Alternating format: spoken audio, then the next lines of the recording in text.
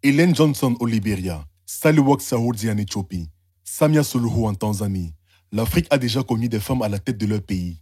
Mais au Cameroun, jamais une femme n'a occupé la magistrature suprême. Patricia Tomaino Ndamjoya entend briser le plafond de verre.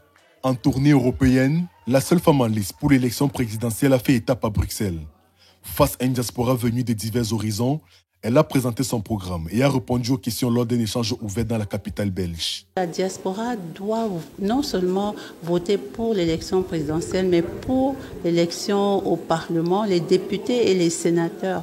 Ils doivent voter aussi les conseillers municipaux et les conseillers régionaux, non seulement participer au vote à ce niveau, mais être partie prenante. Ça veut dire que la diaspora devrait être présente au niveau de ces assemblées locales et au niveau de cette Assemblée nationale pour apporter son expérience de façon concrète dans l'adoption des lois.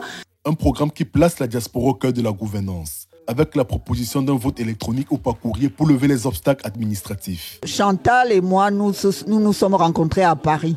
Et toutes les deux, nous avons décidé de soutenir la candidature d'une femme parce que nous disons 65 ans sans les femmes, ça suffit.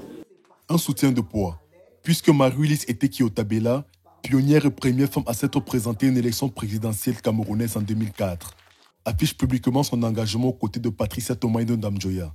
À ses côtés, Chantal Kambiwa, figure du Front camerounais, apporte également son soutien, renforçant ainsi l'élan féminin autour de cette candidature.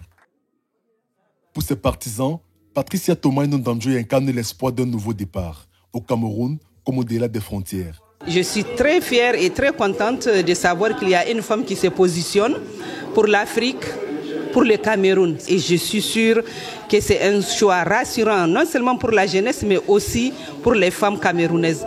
Je les appelle à se mobiliser dans l'espoir d'unir cette maman, cette sœur, pour que le Cameroun soit un Cameroun qui renaît.